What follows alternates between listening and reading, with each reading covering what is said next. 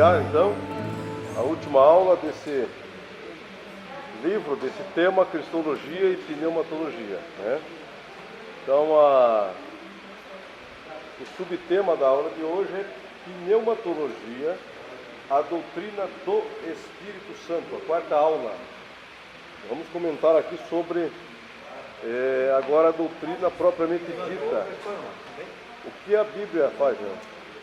O que a Bíblia fala a respeito do Espírito Santo.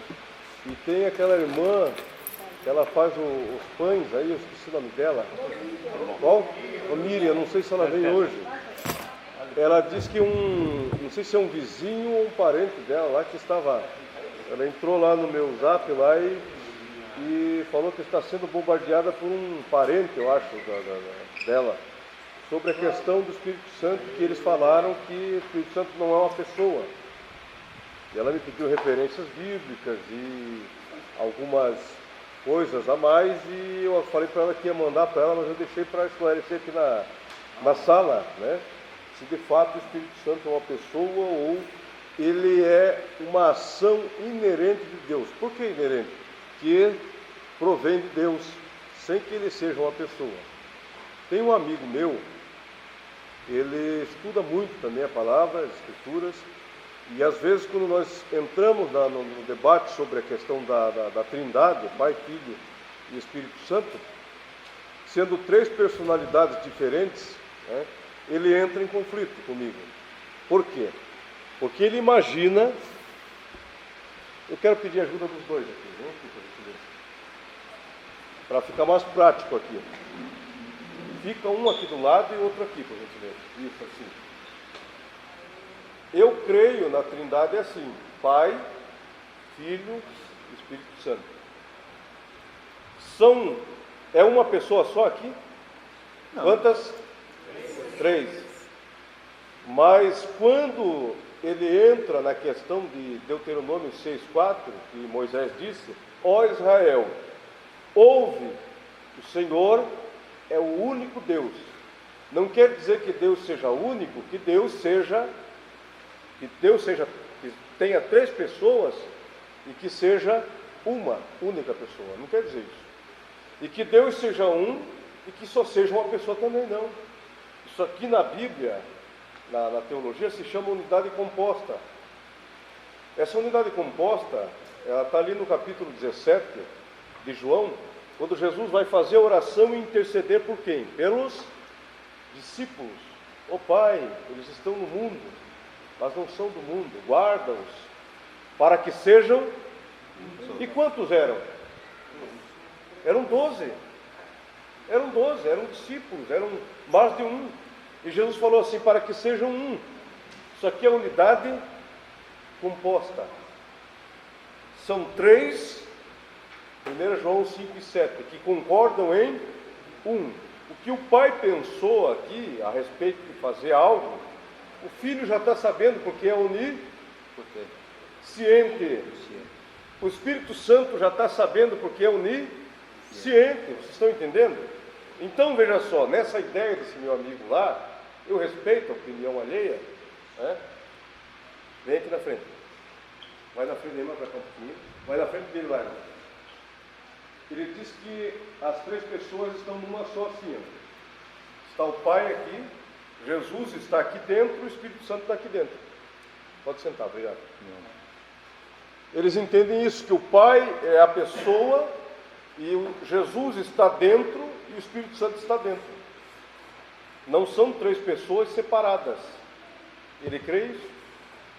E não é assim, são três pessoas que elas não estão juntas nesse sentido aqui, elas estão juntas no sentido de concordância. Tá? Então ele pensa assim, veja só, o concílio de Niceia, ele já declarava já a questão da Trindade. O credo Atanásio foi um bispo, né? E era teólogo também. Ele escreveu assim, ele definiu assim a Trindade: cremos em um Deus, em uma Trindade, em unidade, não confundindo as pessoas, e nem as substâncias.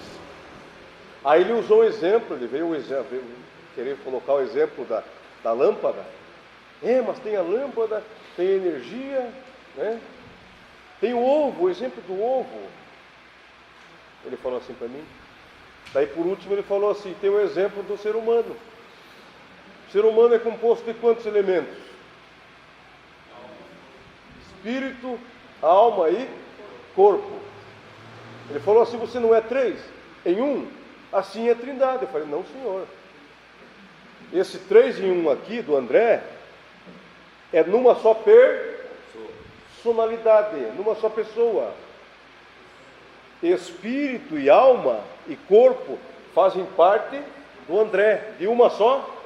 Agora eu não posso usar esse exemplo para dizer que o Pai, o Filho e o Espírito Santo são uma só pessoa, ou estão numa só pessoa. Não, senhor.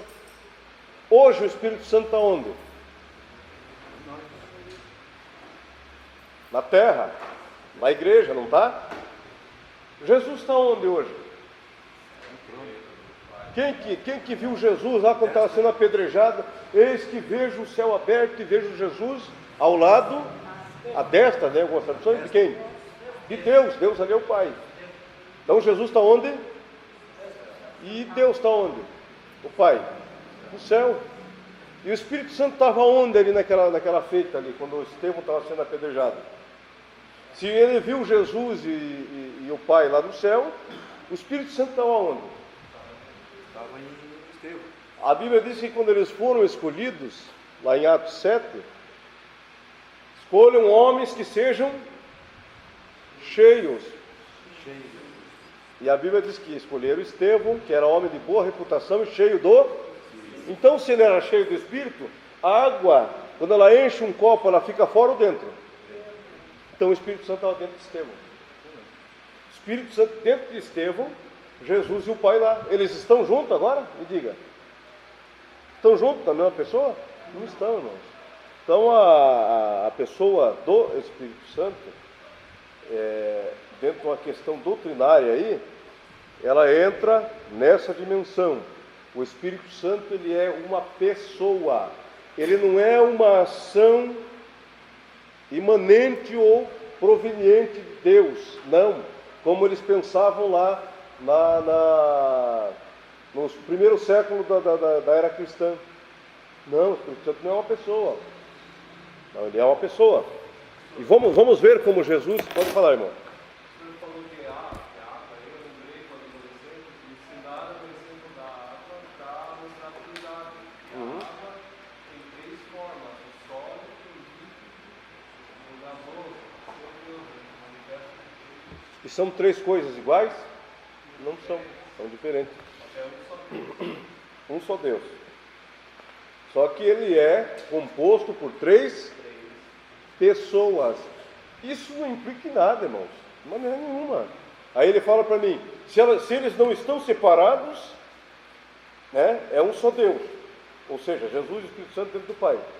Mas quando eles se separam, conforme você diz, ele fala para mim isso, conforme você diz, aí são 3 deuses. Não. É um só Deus, composto por 3 pessoas, né? Vamos lá ver se Jesus, qual foi aí a colocação que Jesus faz da pessoa do Espírito Santo. Vamos lá em João, capítulo 14.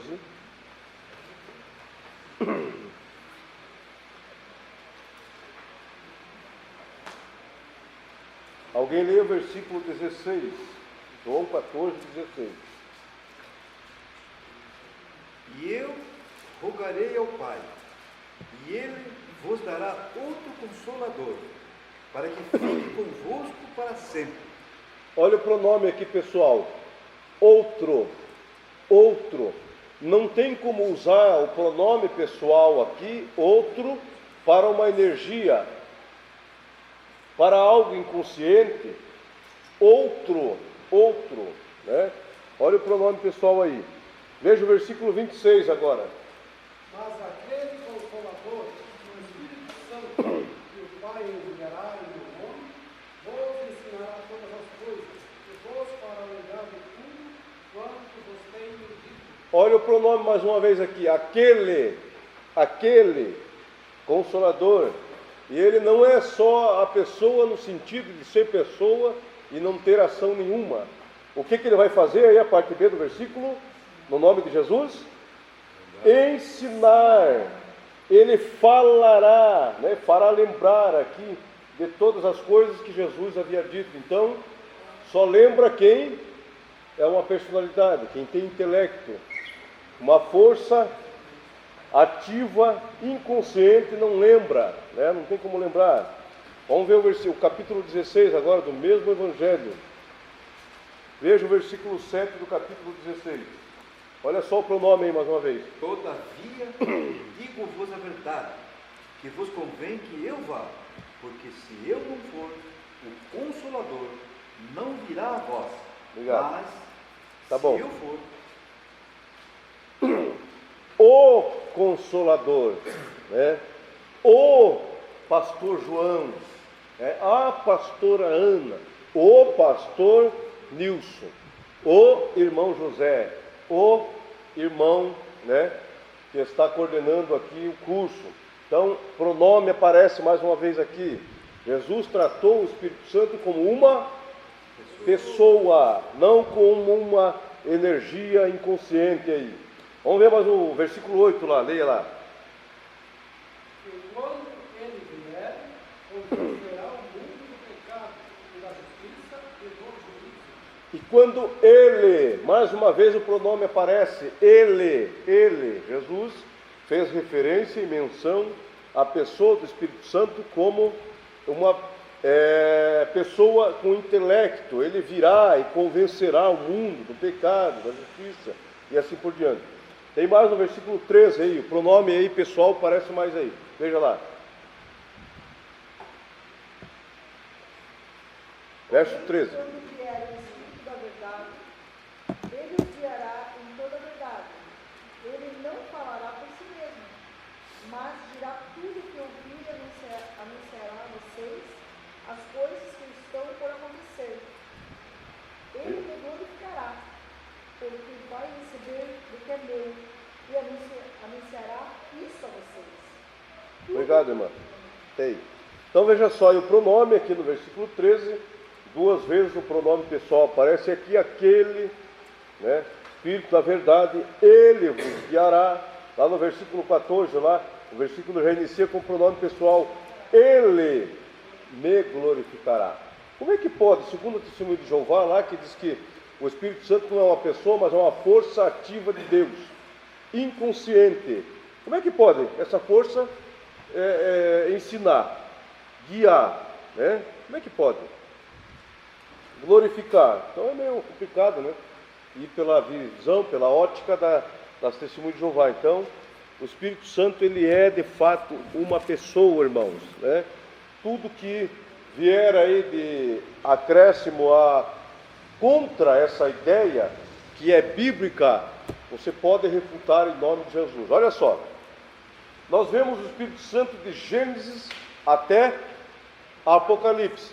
Quer uma prova disso? Leia Gênesis 1 e 1, por gentileza, e depois o versículo 2. Gênesis 1 e 1.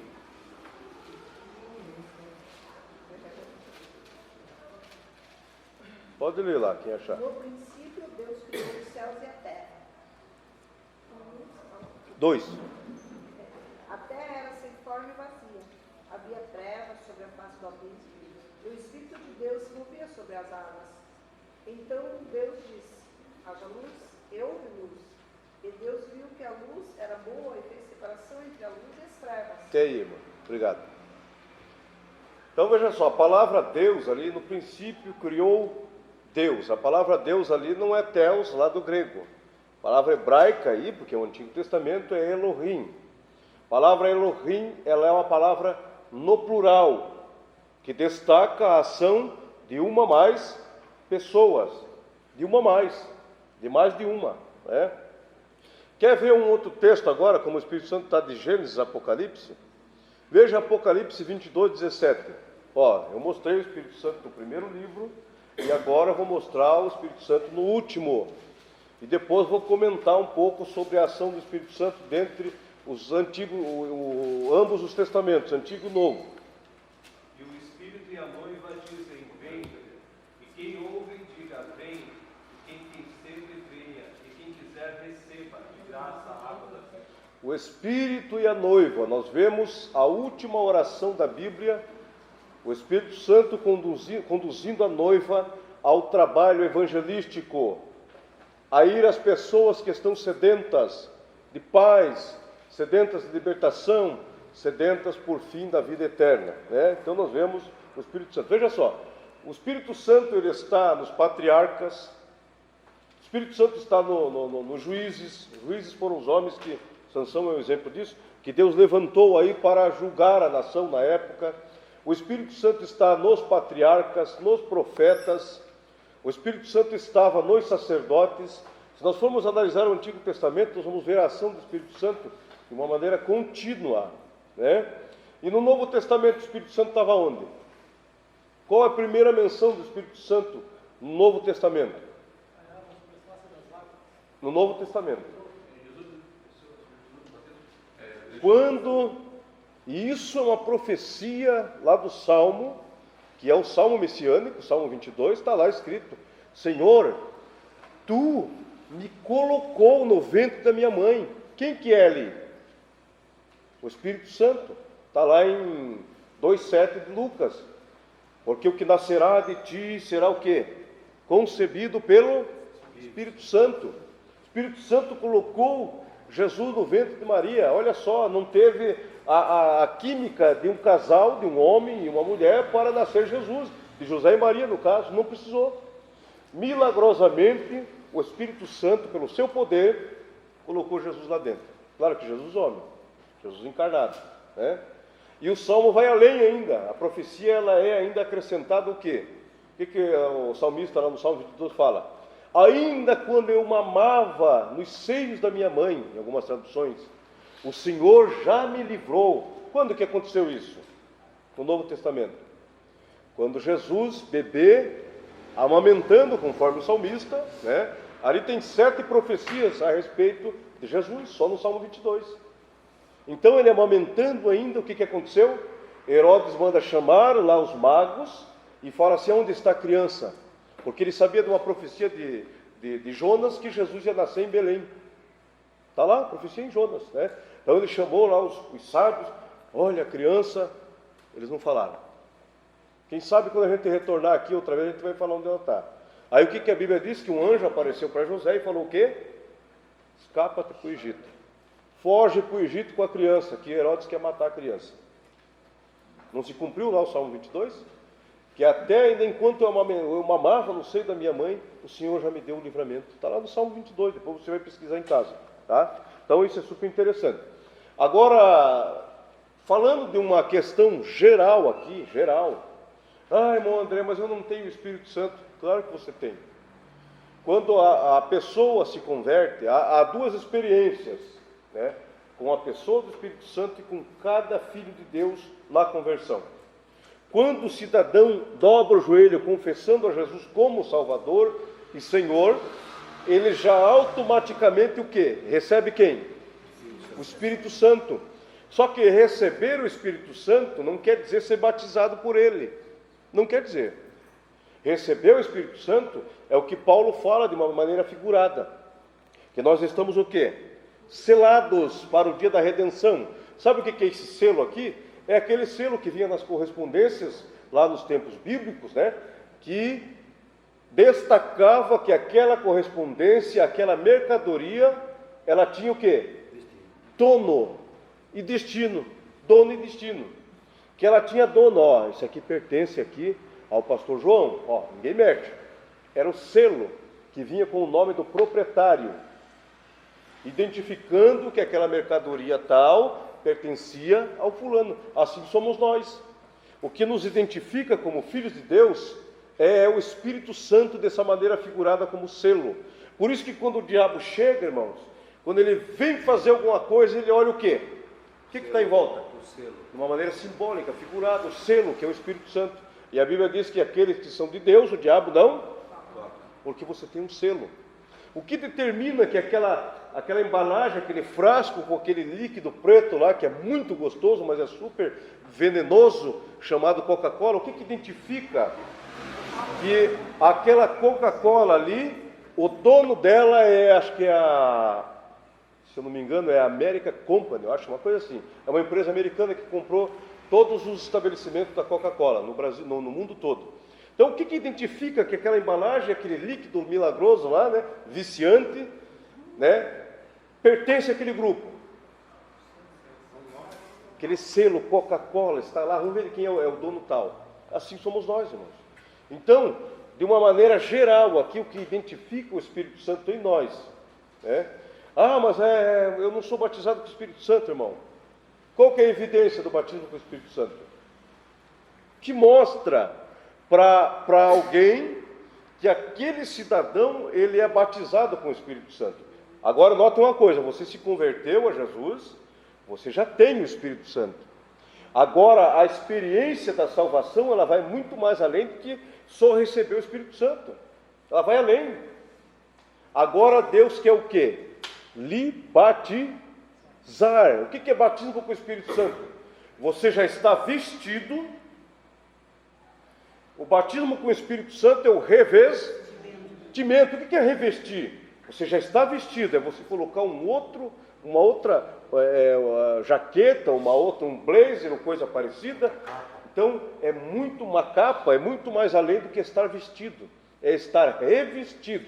Vestidos e revestidos, ou seja, tem algo ainda que vai estar por cima daquilo que você está vestido. É o batismo com o Espírito Santo.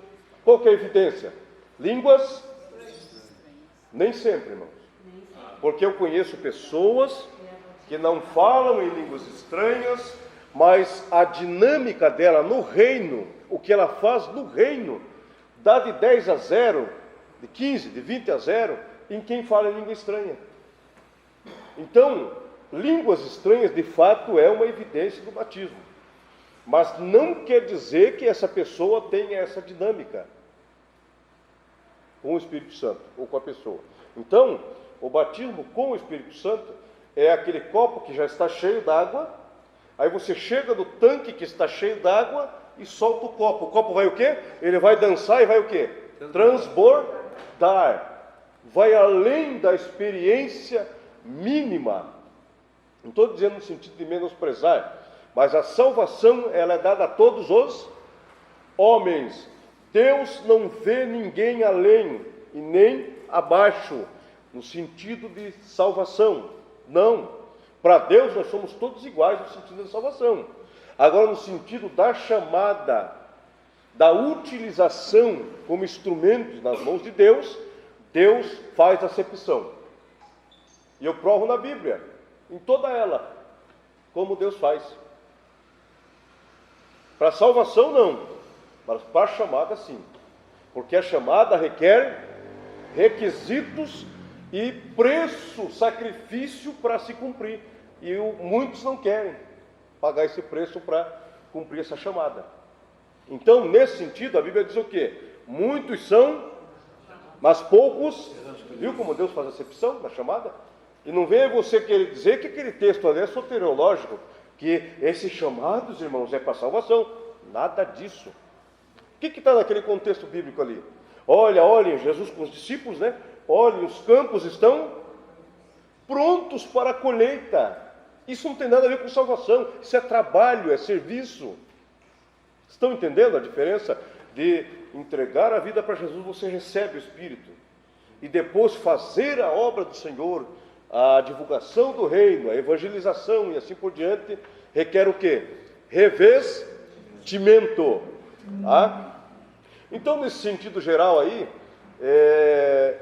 Joel 2, capítulo 2, versículo 26, 27 e 28. São os 3 versículos base, né, ou que formam bases aí no sentido plural para a doutrina do Espírito Santo. Veja só, no Antigo Testamento, o Espírito Santo ele vinha em todo mundo? Ele se apossava de todo mundo? Sim ou não?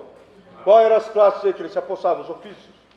Profetas, reis, juízes, né? Sacerdotes em algumas ocasiões, né? Juízes. Ei, professor, mas os fariseus também. Oi? Os fariseus, não é? O nazireu, ele já fazia parte, todo profeta era nazireu, que ele era consagrado. A palavra nazireu quer dizer consagrado, né? Vem da mesma palavra, mesma vertente da palavra refidim, que quer dizer fariseu. Vocês sabiam disso? Que a palavra fariseu, a princípio, eram as pessoas consagradas a Deus. Depois que foi banalizando lá, Esdras era fariseu, e alguns comentaristas dizem que foi Esdras, né, o copista lá, que formou aí o farisaísmo, o partidarismo aí farisaico. Foi Esdras. Então eram separados. Depois lá no Novo Testamento, que virou toda aquela bagunça lá, daí que... Então veja só, o nazireu está dentro da questão de todos que eram o quê? Separados, né? Sansão foi nazireu, Jesus e assim por diante. Então o Espírito Santo, ele se apossava só de pessoas que tinham ofícios. Por exemplo, eu que não era profeta nesse sentido aí, porque para ser profeta naquela época tinha que andar quanto tempo? Tinha que participar da escola dos profetas quanto tempo?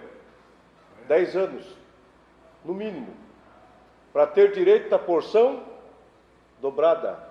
Depois você estuda em casa quanto tempo o aluno da escola dos profetas, para ser profeta, quanto tempo ele tinha que ficar. Você estuda em casa depois. Com relação ao ofício, então, aquilo que a Bíblia diz que o profeta durava até João, está falando de ofício, né? Ofício. E hoje continua, Muito bem. Hoje continua tendo o profeta até em maior quantidade, no entanto, mas não é como ofício. Não, muito bem colocado, viu? Isso aí é de extrema importância também. Hoje, quem é profeta? Levanta a mão aqui. Eu? Hã? Ninguém é profeta? Só eu. Se você, ó, qual que é a maior profecia? Palavra.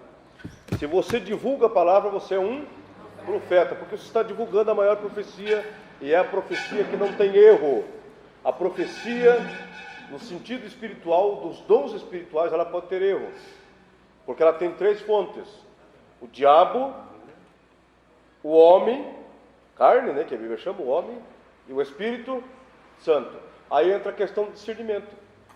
Tem que ter alguém com discernimento para ver se aquela profecia é do Espírito Santo, do diabo ou da carne. Mas aqui não precisa. Aqui é inerrante a palavra de Deus do início ao fim, né?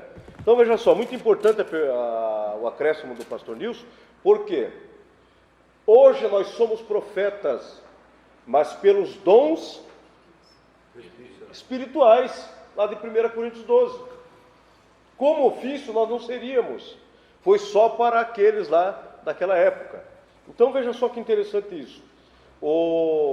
Quando Joel profetiza, eis que nos últimos dias, né, derramarei do meu espírito. Ele vê uma sequência de dias, não vê? Aí vai se cumprir quando? Lá em Atos capítulo 2. Aí Pedro, quando vai dar o esclarecimento para aqueles que estavam zombando, 9 horas da manhã, estão tudo bêbado aí, né? Não, eles não estão bêbados, não. É o que o profeta Joel disse, que nos últimos dias, opa, a sequência já baixou. Não é mais aqueles dias, agora tem dias com definição aí. Últimos dias. Aí quando vai a palavra lá em João, lá em Apocalipse, João fala assim: filhinho, eis que já é a última hora. O espírito profético ele está diminuindo, não no sentido de que Deus é mesquinho, não, porque os tempos estão chegando no fim. A cronologia está chegando no fim, está chegando a hora. Aí João lá em Apocalipse vai diminuir mais do que ele viu na carta. Ele viu a última, filhinhos, eis que já é chegada a última hora. A hora ali está no singular, ele viu uma hora só, João. De naqueles dias que o profeta Joel viu, caiu para os últimos dias em Pedro. Lá em João, na carta de João, ele vê uma hora, é chegada a última hora. E lá em Apocalipse 1:3 ele vai escrever o quê? O tempo está próximo. A palavra tempo ali é a palavra frações de segundo. João já não vê mais uma hora, João vê segundos. Imagine hoje, que já passou 2000 anos. Então, a profecia de Joel, se você for ver em algumas traduções, está escrito assim: o derramamento do Espírito. Em outras traduções está escrita a efusão do Espírito. Está escrita lá, a efusão. E você vai fazer uma pesquisa, né? A etimologia da palavra efusão quer dizer manifestação fixa e contínua de cordialidade, misericórdia, bondade. Ou seja, em Atos 2, cumpriu-se a profecia de Joel, e agora o Espírito Santo foi derramado sobre os meus servos e as minhas servas, sem ver ofício nenhum. Agora o Espírito Santo está derramado sobre todos que creem em Jesus, porque Ele é o batizador, né? E santificam a sua vida para receber o Espírito Santo. Sabe por que muitos não recebem o Espírito Santo? Nesse sentido de revestimento, de poder, porque não santificam a vida. Enquanto mais santificarmos nossas vidas, mais o Espírito Santo se aproxima, inclusive nessa experiência do batismo com o Espírito Santo. Tinha uma senhora uma vez que ela falava assim para mim: André, bicho aqui, André, eu sempre sonho que estou falando em língua estranha. Falei: irmã, está próximo, irmã, continua orando, buscando. E ela continuou batendo. Quando foi um dia, eu fui visitar lá, eu era muito amigo do filho dela: irmão, que benção, irmão. E já veio falando em língua estranha. Eu falei: glória, ela recebeu. Então, irmãos, a experiência do batismo com o Espírito Santo hoje está ao alcance, disponível a todos nós, a todos. Basta apenas crer e santificar a vida, né? Veja só que interessante aqui o Salmo 133. Só ouça só, não olhe na sua Bíblia, só ouça. Você vai aprender aqui uma tipologia do Espírito Santo aqui no Salmo 133 e qual é o significado dele para os nossos dias. Olha só. Quão bom, quão suave é que os irmãos vivam em... Então já começa por aí. Para receber o Espírito Santo, ser capacitado por ele, ser revestido por ele, é preciso ter o quê? União. A igreja de Corinto tinha os dons, mas tinha partidarismo. Eu sou de Paulo, eu sou de Pedro, eu sou de Apolo e assim por diante. O Espírito Santo vai agir, porque em todas as eras, em todas as igrejas, como aqui é uma denominação, uma comunidade, o Espírito Santo sempre tem os seus remanescentes, irmãos. Isso é interessante. E bata no peito e diga assim: Senhor, eu sou remanescente desta minha geração, desta última hora. Isso é interessante, irmãos. Primeira união, né? É como o óleo. Qual que é um dos símbolos do Espírito Santo? Vamos lá: água, fogo, chuva, que mais? Vento, tem mais algum? Pomba, que mais? Fogo, e um deles é o óleo. Olha só como é interessante isso aqui. É como o óleo precioso que desce sobre a cabeça de Arão, porque aqui é a unção de Arão. O que significa esse óleo na cabeça de Arão? Significa o Espírito Santo, Isaías 61. Em quem? Quem que é o cabeça da igreja? Jesus. Significa o Espírito Santo em Jesus, Isaías 61. O Espírito do Senhor está sobre mim, porque me ungiu para fazer tudo o que ele fez, né? Vamos dar sequência aqui então. Você sabe agora que o óleo na cabeça de Arão significa o Espírito Santo em Jesus, no cabeça, né? Que desce sobre a barba de Arão, significa o Espírito Santo nos apóstolos. A barba de Arão, o óleo na barba de Arão significa o Espírito Santo nos apóstolos, né? Dando sequência, que desce sobre a orla. O óleo sobre a orla dos vestidos de Arão significa o Espírito Santo na igreja primitiva, Atos capítulo 2. E a igreja nunca mais foi a mesma. E já passou-se 2000 e alguma coisa aí, e a igreja continua aqui. E o diabo não consegue parar a marcha da igreja. Uma, porque Jesus falou: eis que esta é minha igreja e as portas não vão prevalecer. Outra é porque a igreja recebeu um revestimento ali em Atos 2 e isso foi se propagando, porque não era movimento de homem, é uma ação de Deus através do Espírito Santo. Por isso que não para, irmãos. Macumba não para, feiticeiro não para, demônio não para, diabo não para, porque temos Jesus com essa promessa e o Espírito Santo que está conosco. Jesus falou em 28:20 de Mateus: eis que estaria convosco através de quem? Do Espírito Santo. Ok? Só que o que a igreja não pode fazer é, qual que é a ordem? As portas do inferno não. Quando você tem que passar por uma porta, e se essa porta não se abre, né, nesse sentido aqui, a igreja vai passar e vai arrebentar a porta. O diabo vai fazer oposição toda hora. Ele vai querer fechar toda hora. Mas a igreja, com o Espírito Santo, ela vai arrebentando portas. Mas ela tem que o quê? Não pode parar de marchar. A derrota de Israel foi quando parou na frente do mar e perdeu toda aquela fé. Esqueceu de tudo aquilo que tinham visto lá, que tinha passado. As 10 pragas, tudo aquilo que eles tinham visto. Porque ela o quê? Parou. Aí quando Moisés faz o pedido: Senhor, e agora? Pois é, diga ao povo que... Porque se o povo parar, Deus vai parar também, irmãos. Mas se o povo continuar marchando, Deus vai na frente, atrás, e a igreja vai ser vitoriosa. Não se tirou que o óleo na cabeça é de Jesus, a barba do apóstolo e a ordem é... Não, só porque eu estou perguntando. Esse é um comentário de Santo Agostinho, já da Idade Média. Já é um comentário antigo. Basta apenas nós estarmos aí pesquisando para a gente analisar. É de ministro, né? Daí eu gosto desse texto aí. E aí a gente pode falar sobre isso, né? A gente quer saber o ponto De Santo Agostinho, ok? Vamos dar continuidade aqui, que falta ainda uma parte aqui. Então, o que desce sobre a orla, o Espírito Santo na igreja, e depois, por último, desce sobre as suas vestes, ou seja, era a veste externa do sumo sacerdote, que representa o quê? O Espírito Santo derramado na igreja atual, em nós, irmãos. Então, olha que coisa interessante. Vamos ver mais um texto aqui, em Gênesis capítulo 22, como tem aí essa conexão, essa ponte, entre lá a ação do Espírito Santo nos povos da antiguidade, como também hoje, em nossas vidas. Olha que interessante que é isso aqui, irmãos.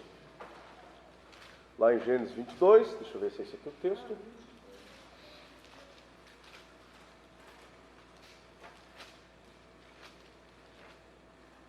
Deixa eu ver aqui. Gênesis 8. Só ouçam aqui, não olhem na sua Bíblia aí, só ouçam. Está em Gênesis 8, versículo 9. A pomba, porém, não achou repouso para a planta de seu pé e voltou para a arca. A primeira vez que Noé solta a pomba vai e retorna porque não achou. Estava alagado ainda. Foi um teste que Noé estava fazendo. Representa o que isso aqui? O Espírito Santo no Antigo Testamento. Ele vinha aqui na terra, capacitava, fazia o que era para fazer e retornava lá para o céu. Então a pomba indo e voltando representa o Espírito Santo no Antigo Testamento de forma esporádica. Ele vinha e voltava. Versículo 11, a pomba voltou, a segunda vez que ele solta, a pomba voltou a ele sobre a tarde, e eis que no bico uma folha de oliveira. Representa o quê? O Espírito Santo em Jesus. Terceira vez. Então esperou ainda outros 7 dias e enviou a pomba, mas não retornou. O Espírito Santo veio e está aqui e não retornará enquanto Rebeca não for se encontrar com Isaac, o noivo. Até lá no casamento, lá Abraão representa o pai, Isaac representa Jesus e o Espírito Santo representa o mordomo Eleazer. E a noiva, a Rebeca, o nome da minha filha, um nome muito bonito, que quer dizer aquela que atrai a atenção dos homens, né? bonito igual o pai. E Rebeca representa a igreja. Note que Eliezer vai com uma missão e falar assim: agora você pode retornar para o seu senhor, para o mordomo Eliezer. Não vou retornar enquanto a noiva não estiver pronta para levá-la. Note que ele vai para uma viagem, uma missão, Eliezer, mordomo de Abraão, para uma terra alheia. O Espírito Santo não está aqui também numa missão, numa terra alheia? O lugar dele é lá. Enquanto a noiva não estiver preparada aqui, para ele levar a noiva para quem? Para Isaac ali, naquela figura que representa o tipo da igreja de Jesus, do Pai e do Espírito Santo. Então vai chegar a hora que o Espírito Santo vai sair e vai entregar a noiva para o noivo Jesus.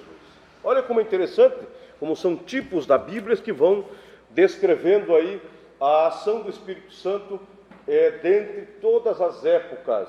Então ali em Atos, o Espírito Santo é manifestado, é divulgado. Lembra que eu falei aqui que, mas há fontes de registro de línguas estranhas depois dos apóstolos? Sim, eu falei que tem várias, né? Então você vai pesquisar lá, se você quiser marcar aí na sua página, que às vezes perguntam para a gente, irmãos, quem não é pentecostal, né? Movimento mais tradicional, irmão, mas tem prova, irmão, histórica, né?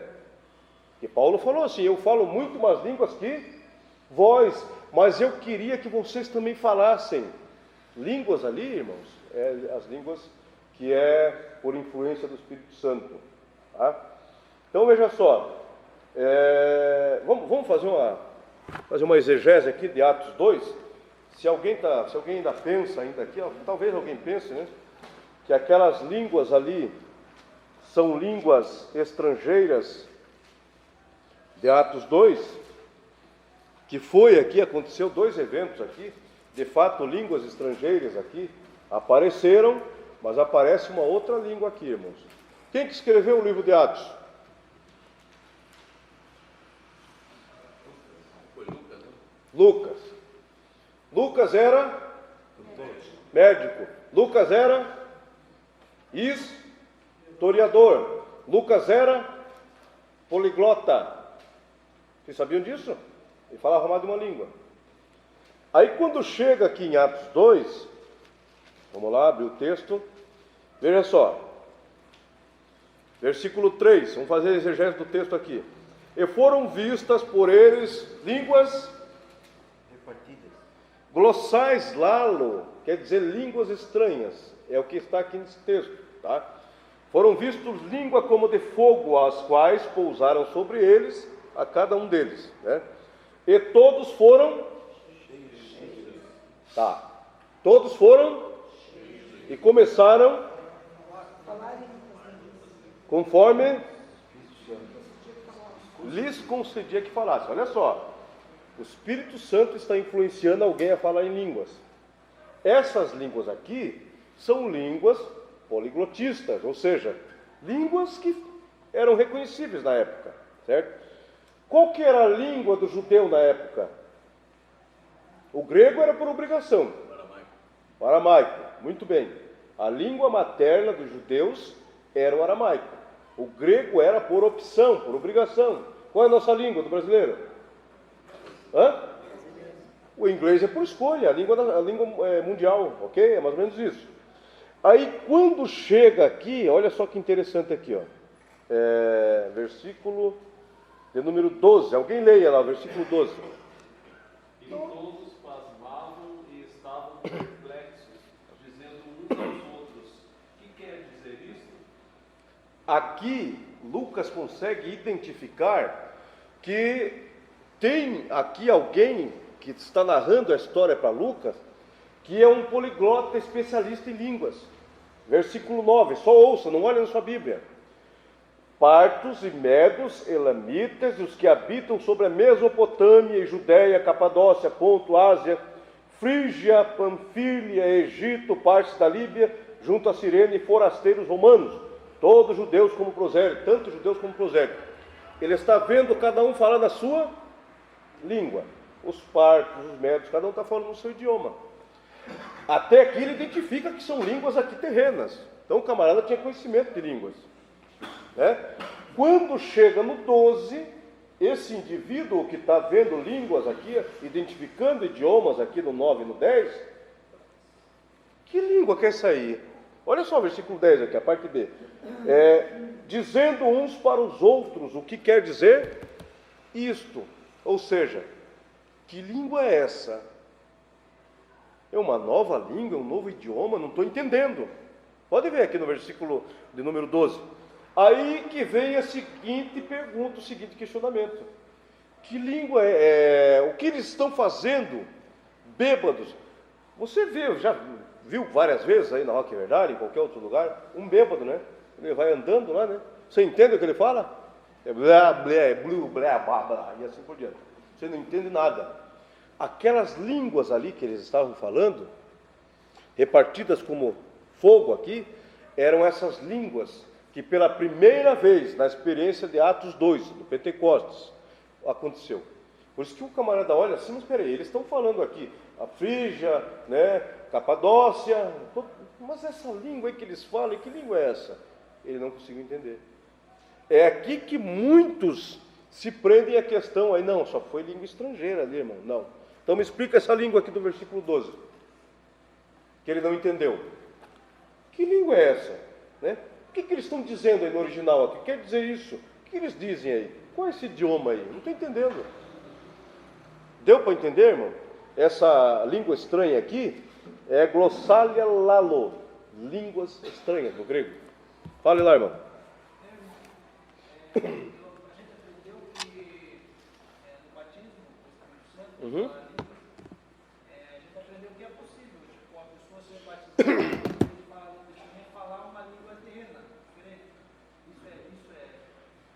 Veja só, eu conheço um senhor que ele, acho que, se não me engano, parece que ele já dorme no Senhor. Ele trabalhava de guarda ali no centro comunitário, ali para guardião da prefeitura. E ele disse que uma vez ele estava falando com um irmão lá no centro, e nisso uns gringos pararam, americanos, falam inglês, né? E fizeram uma pergunta. Diz que ele pegou, olhou assim, nem ele sabe o que aconteceu. Ele respondeu a pergunta do gringo, que estavam aqui no porto. Aí o gringo pegou, fez outra pergunta e eles começaram a dialogar. Diz que o irmão olhou para meu Deus, esse camarada fala inglês, eu não sabia, mas é um simples guardião. E agora, como é que fica? Então isso pode acontecer, irmãos. Línguas estranhas é a experiência que só o Espírito Santo concede. Mas ele pode conceder a pessoa falar em outros idiomas terrenos para evangelizar uma pessoa. Não é impossível, não. Pode acontecer.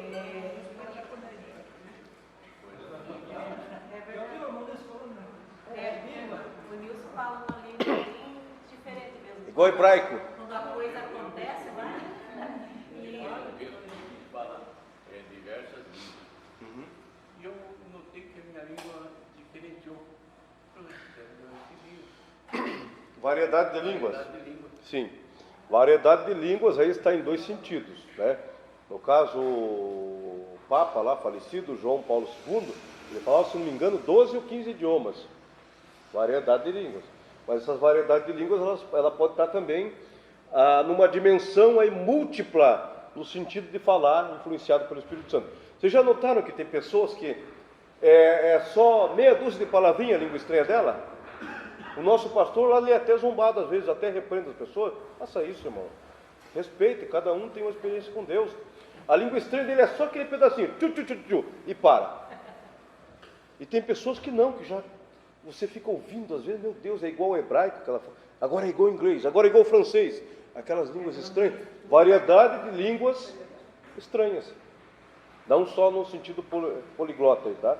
Vamos parar para o intervalo então? Deixa eu ver aqui. Falta 10, a gente volta daí. Não, vamos até 21, vamos até 21. Falta 10 minutos. Então, irmão, sua experiência, alguém pediu a palavra aqui? Fala lá, irmão. O Luciano Subirá. Aí ele foi para os Estados Unidos, e aí quando ele chegou lá, ele viu o senhor se dirigiu assim, voltando em português, né? Ele falou nação bonita, assim, chegando no Brasil. Aí ele falou, por que tem um brasileiro aqui, não sei, né? Aí eu vou ficar sozinho, ele não sabia falar inglês na época.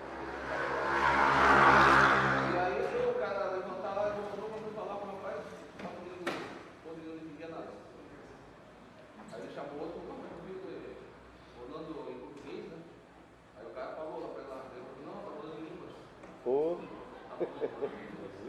Coisa interessante, né?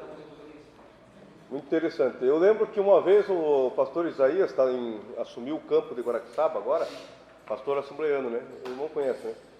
Ele tinha uma família recém se mudada aqui para o Brasil, do Japão, né?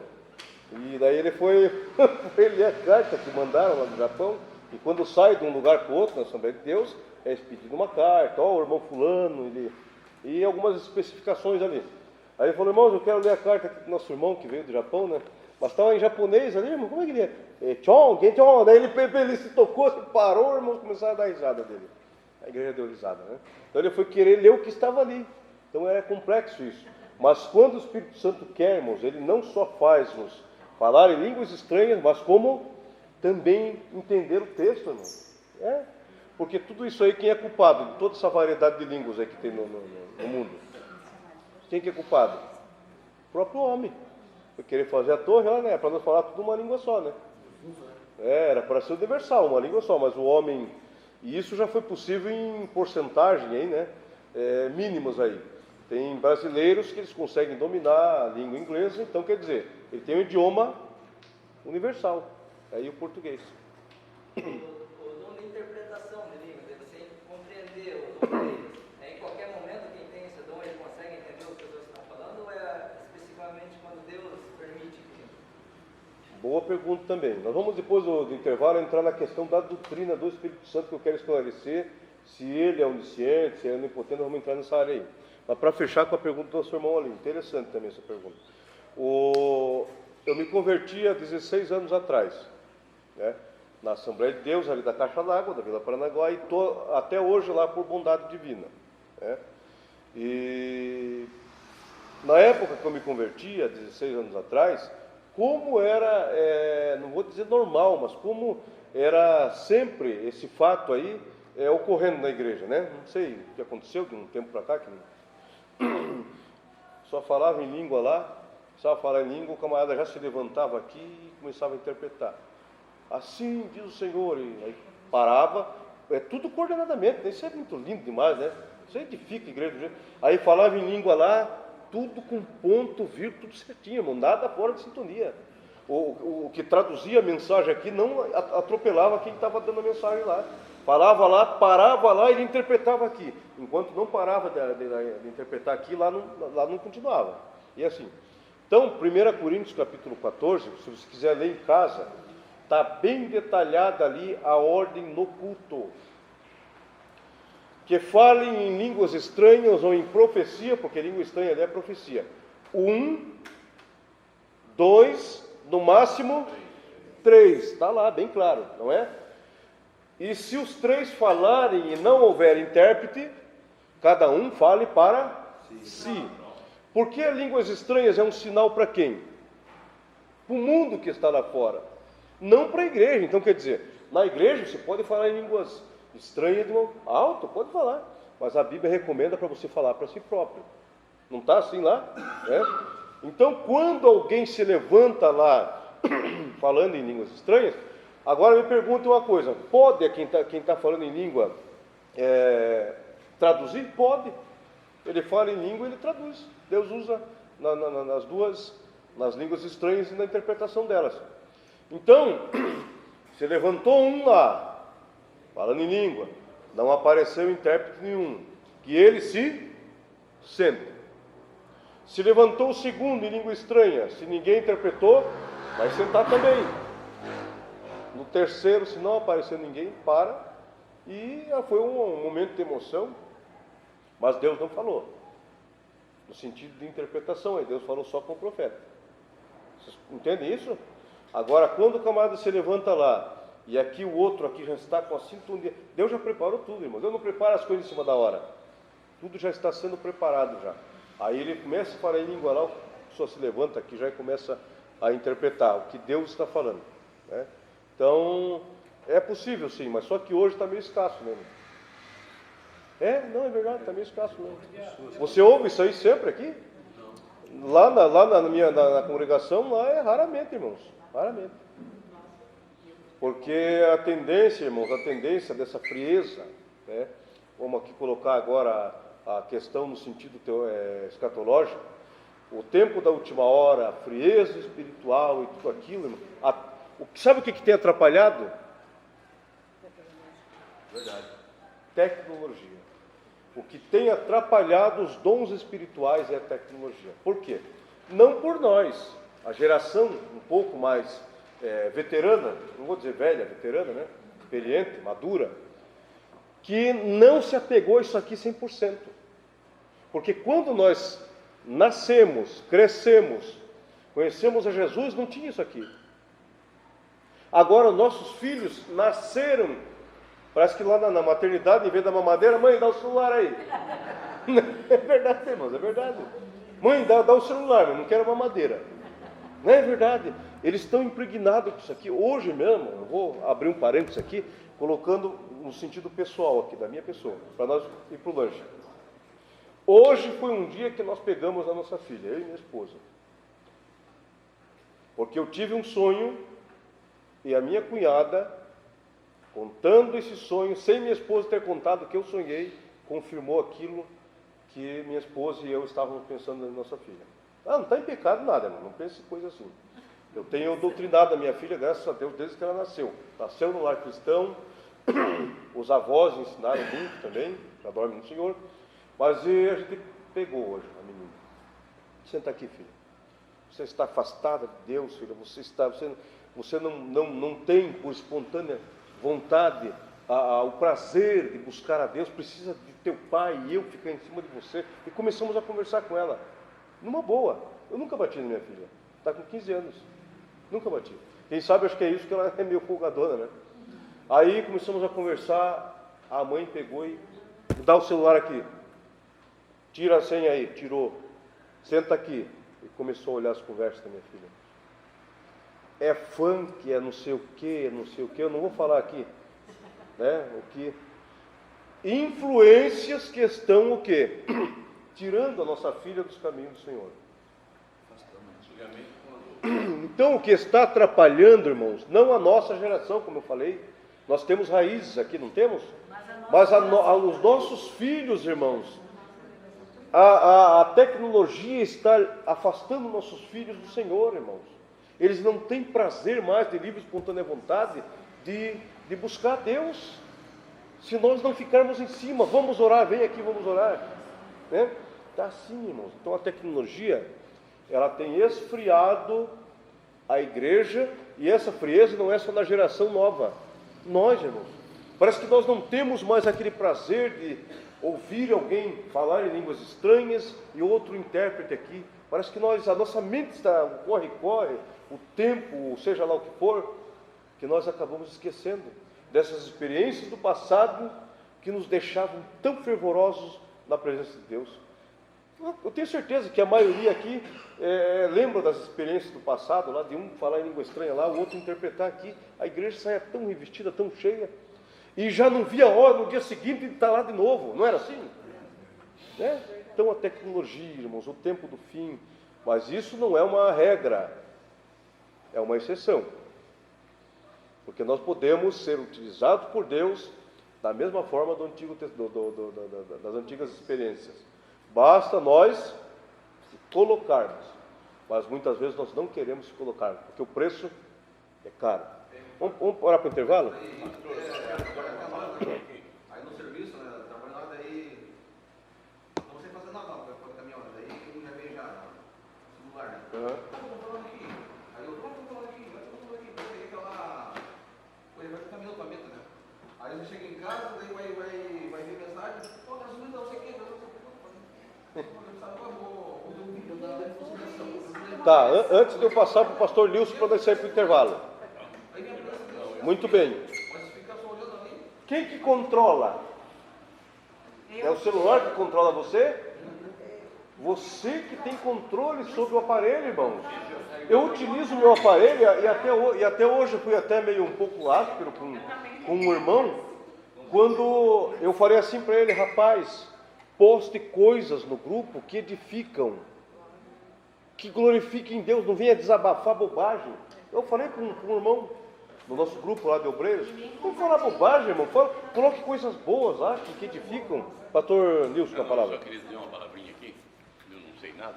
Mas imagine, o irmão falou sobre o celular aí, e eu concordo plenamente. Porque antigamente, quando a gente não sabia, a gente lia a Bíblia, não entendia, a gente ia para o joelho orar, para que o Espírito Santo trouxesse. Hoje a gente vai para o Google. É verdade, irmão.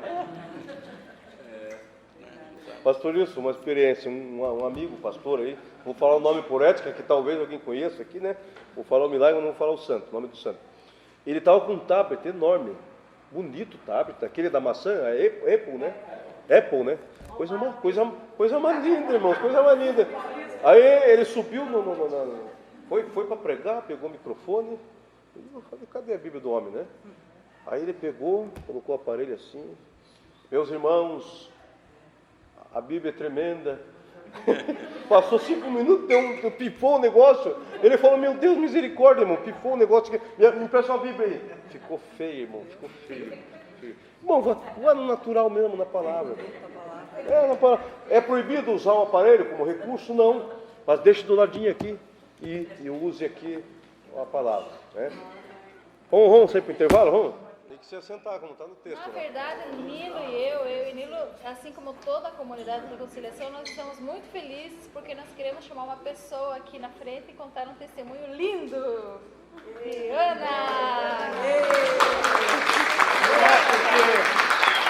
Porque ela pode até contar no culto, mas como nossas aulas é registrada, queremos celebrar agora já. E ela faz parte de tudo isso, né? Eu queria venha nos encher. Ó, que surpresa, hein? Isso que é bom. Graças a Deus, irmãos, hoje eu estive consultando, né? Fui ao médico e há um mês atrás ele falou que iria fazer outra cirurgia. Porque eu ia fazer uma esterectomia, que ia tirar o útero, e ele não conseguiu tirar quando eu fui fazer. Aí ele falou que estava tudo grudado lá dentro e que daí ia precisar fazer uma outra cirurgia e que essa cirurgia provavelmente eu ia ter que pôr uma bolsa de colostomia de novo, porque ele ia cortar um pedaço do intestino, ia emendar e não sei o que lá, não sei o que lá. Então daí assim, pra mim foi assim, né, difícil, mas falei, a gente estando com Deus, né, a gente vai indo, né, o que for pra fazer a gente faz. E aí já estava assim, até preparada psicologicamente para ter que fazer a cirurgia de novo, né? E daí hoje, quando eu cheguei lá, daí ele me mandou fazer um procedimento cirúrgico, que era um exame para ver lá dentro como é que estava, para saber se tinha algum outro tumor, se tinha alguma célula cancerígena ali, que ia precisar fazer mesmo esse negócio. Daí eu fiz esse procedimento outro dia, né, fazem 3 semanas, e daí saiu o resultado semana passada, e hoje eu fui lá, e daí também quase que eu não fui, por causa da falta de gasolina, né? E daí, nisso que estava faltando a gasolina, nosso carro já estava acabando a gasolina, já estava quase na reserva, e eu falei, não vou poder ir, né, para Curitiba. Aí eu lembrei de uma palavra, que sempre a gente dá carona para as pessoas, é engraçado que as pessoas abençoam a gente e falam assim, né, que nunca falta gasolina no seu carro, né, a gente fala amém, né, e daí dessa vez estava quase acabando, daí eu lembrei disso, falei assim, poxa, a gente sempre dá carona para as pessoas falam isso, a gente toma posse daquilo, né, poxa, agora eu tenho gasolina, né, para ir para Curitiba, né, daí eu até mandei uma mensagem para a clínica avisando que eu não ia, daí João disse assim, não, mas por que você fez isso? Espera mais um pouco.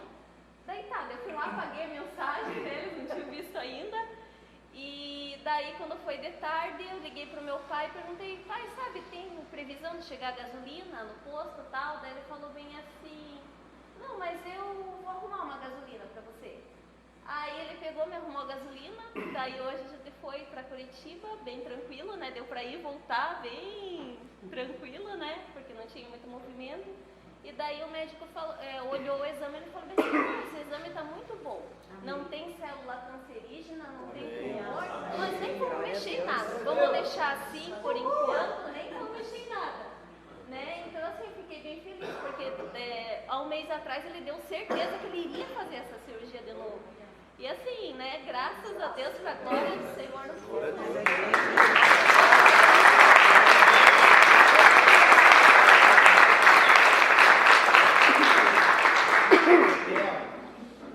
Esse trabalho do Espírito Santo, né? irmãos, antes de retomar o assunto, na terça-feira passada, eu ministrava aqui sobre a primeira aula, a primeira parte dessa doutrina aqui do Espírito Santo, e o Espírito Santo começou a falar comigo aqui, todas as vezes que eu virava aqui o rosto em direção da nossa pastora, o Espírito Santo falava assim comigo: você vai falar para ela, não hoje, na terça-feira que vem. Eu ia deixar para falar aqui no final da lição, quando todo mundo já estivesse indo para casa, né? Mas já que ela contou esse testemunho aqui, é a confirmação daquilo que o Espírito Santo falou comigo na aula passada. Diga assim para ela, o Espírito Santo falou comigo, que eu vou lhe dar saúde, eu vou acrescentar mais saúde, porque a minha serva precisa estar ao lado do meu servo, para aquela obra ali que eu permiti, Deus permitiu, ir avante, e muitas almas machucadas, feridas, entristecidas, se achegarem naquele lugar, e com a unção do meu Espírito, que eu vou colocar ainda mais na minha serva e no meu servo, para fazer a diferença ali naquele lugar. Vocês creem nisso? Eu quero tomar uma reunião aqui.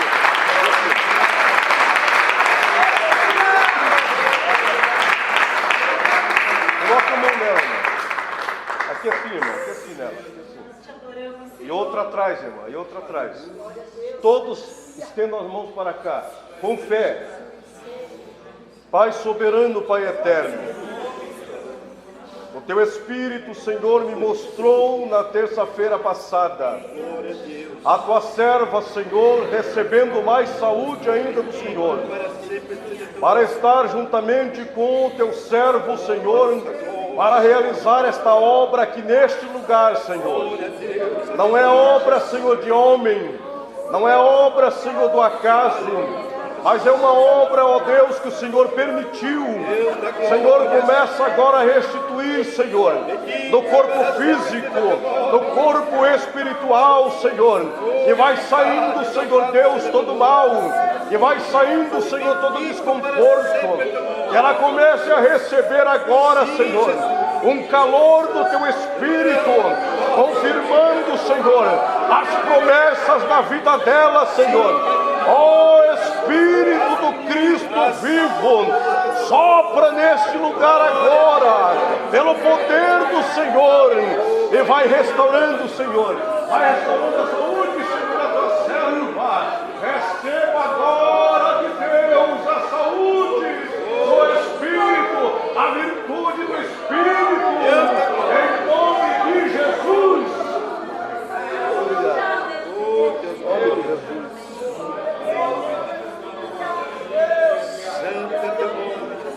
Em nome de Jesus.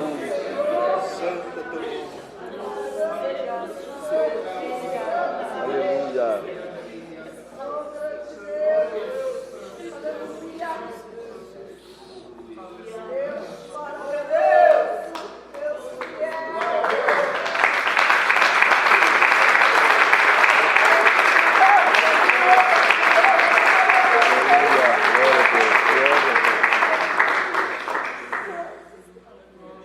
Louvado seja o nome do Senhor.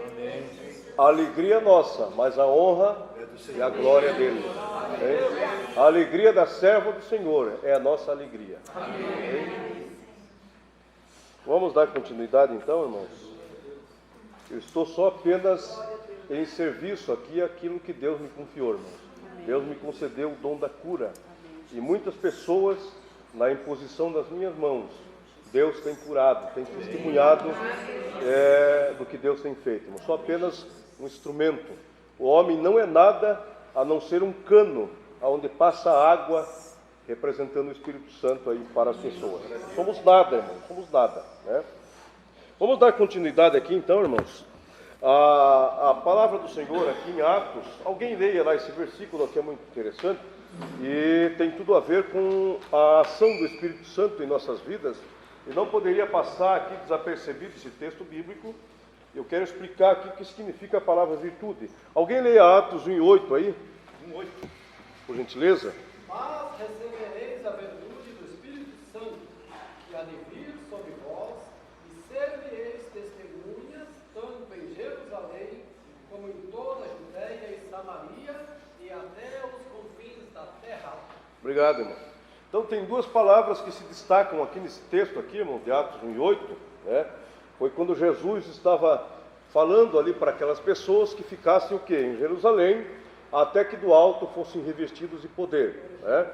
Aqui já está finalizando os 40 dias, é o 40º dia aqui, do ministério de Jesus aqui na terra. Depois desses 40 dias, Jesus foi assunto aos céus, e depois de 10 dias, para completar 50 dias, a palavra Pentecostes quer dizer 50ª, ou 50º, né?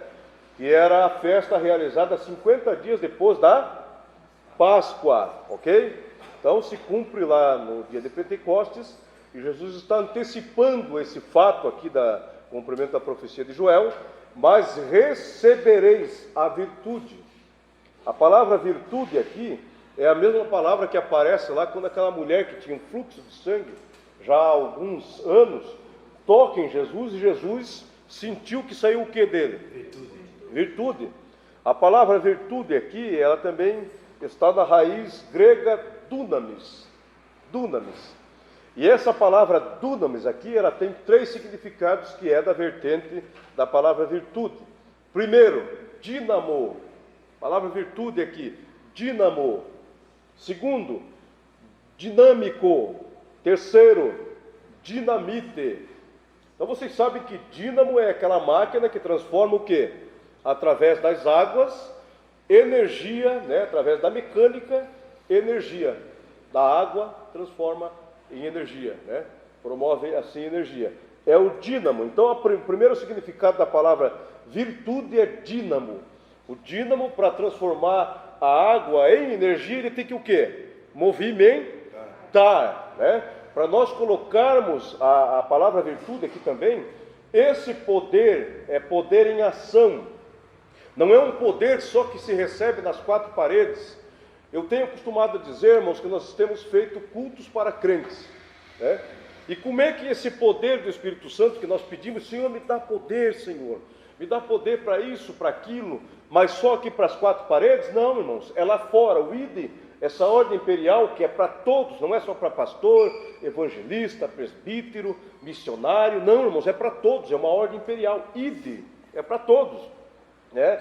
É lá fora, e esse poder, essa virtude, irmãos, ela está aqui, mas a ação maior dela é lá fora, na vida daqueles que estão aprisionados, algemados. Então, a primeira palavra que se desprende da palavra virtude, dínamo, né, que era aquela máquina que transformava aí a água, fazendo assim energia. Então, a segunda, dinâmico, organismo em atividade, ativo, enérgico. Isso é uma palavra dinâmica, né, que vem de dínamo também. Alguém pode localizar aqui, reconhecer alguém aqui da denominação aqui, que, meu Deus, como é que fica olhando assim? Como é que pode, irmãos? De onde vem tanta energia, tanto ânimo assim?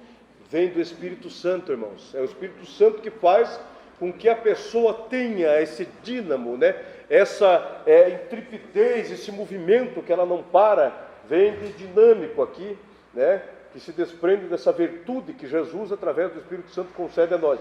E o último aqui, dinamite. Essa palavra aqui, virtude, também quer dizer dinamite aqui, que quer dizer substância explosiva composta por nitroglicerina, inventada pelo químico sueco Alfred Nobel. Foi o primeiro homem que ganhou o prêmio Nobel, porque o sobrenome dele era esse, porque inventou a tal da nitroglicerina, que foi o composto base aí do quê? Da dinamite.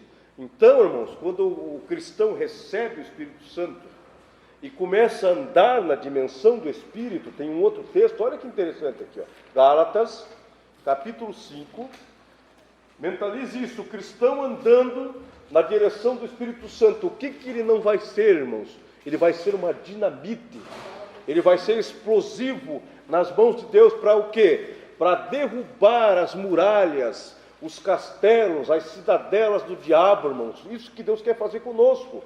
Gálatas 5, versículo 24, deixa eu ver se é esse aqui. Gálatas capítulo 5, versículo 5. Deixa eu ver aqui. É muito interessante isso aqui, irmãos. Gálatas 5, versículo 24 e versículo 25. Olha que coisa interessante aí, irmãos. E os que são de Cristo crucificaram a carne, com as suas paixões e concupiscências. 25. Se vivermos no Espírito, andemos também no Espírito. Se vivemos no Espírito, olha que palavra linda, irmãos, né? Andemos também em Espírito. Sabe o que é viver em Espírito? É quando nós estamos juntos aqui, né? Aquele culto de domingo ou de qualquer outro dia da semana aqui, porque Deus não vê dias, calendário para encharcar a sua igreja do seu poder. Qualquer dia para Deus depende da sensibilidade de cada um, né? Então, aquele culto gostoso aqui é viver em Espírito, ou seja, numa só união, num só pensamento. Mas tem depois a outra parte do versículo aqui, andar em Espírito. Sabe o que é isso aqui? É você agora sozinho, longe aqui do corpo, né? Aí eu quero ver se o camarada é bom mesmo, né? Crente aqui dentro e crente lá fora, andar em Espírito, viver em Espírito e também andar, ou seja, andar aqui em Espírito quer dizer o quê? É você estar longe daquilo que diz respeito à comunhão, e agora é algo individual de você e do Espírito. Aí eu quero ver, né? Então, quando Lucas escreve lá em Atos dessa virtude, essa dinamite aí é nesse sentido aqui. Se nós vivemos em Espírito, temos que honrar o Espírito quando andamos. Andamos aonde? Em terrenos que é diferente daqueles que estamos acostumados a andar. Eu lembro de uma história, irmãos, olha só que interessante essa história. Teve um pastor que ele foi fazer uma visita para um cunhado, não me recordo bem, e era uma cidade lá do interior, da Bahia, para aqueles lados lá do Nordeste. E aí diz que ele desceu na rodoviária, né,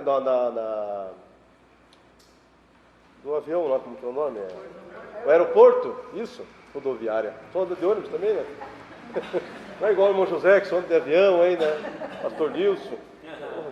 Então tá. Daí ele desceu lá no avião e ele está passando ali e de repente ele passa numa lanchonete ou coisa parecida. Isso é andar no Espírito, irmãos. Olha só, estou falando de andar no Espírito aqui. Porque aqui dentro, irmão, quando está pegando, é muito bom, irmão, é glória a Deus. Quero ver lá no deserto, aí quero ver. Aí diz que ele passou, diz que quando ele viu o camarada servindo ali, né, a caipirinha, daí diz que ele pegou, deu uma olhadinha assim, deu uma vontade nele de tomar uma caipira. Pastor, não tenho nada contra pastor, viu? Aí diz que ele pegou, olhou, deu aquela vontade, se lambeu todo, né? Aí, de repente, ele chegou, falou assim, faz uma caipirinha para mim aí. Aí o dono do bar olhou assim, né? Fez a caipira, ele tomou uma, tomou duas, três. Quando ele estava meio que cambaleando, né? Ele esqueceu do quê? De andar no Espírito. Porque aqui, onde ele morava, igreja, bênção. Agora, quando ele saiu, que era para andar no Espírito, e tem um ditado que diz assim, quando você estiver só, vigia em pensamento, que é quando você está só que o diabo se aproveita, ele vai bombardear, né? Aí diz que ele pegou todo o grog, olhou para o dono do bar e falou assim, quanto é? Aí o dono do bar olhou, custa nada, pastor aqui não paga. Ele tinha vindo, se eu não me recordo, não falo em memória, ele era de São Paulo, esse pastor, e esse senhor lá da Bahia tinha vindo aqui em São Paulo e foi na igreja desse pastor, e viu ele pregar o sermão lá, e daí o pastor aqui não paga nada, ou seja, ele vivia no Espírito enquanto estava o quê? Dentro do corpo. Mas quando ele saía, que era a hora dele andar no Espírito agora, só ele e o Espírito, esse andar aqui quer dizer colocar as mãos, andar de mãos dadas, grudar no Espírito, irmão, porque aqui é fácil, irmão. Lá fora que é o difícil, é lá que tem que o quê? Eu já falei aqui na sala, vigiar no olho no ouvido e na palavra, na boca. Mas antes disso, através do que é coordenado esses 3 sentidos do corpo? Do pensamento, da vontade, a faculdade da alma. Faço, não faço, não quero, sou de Jesus.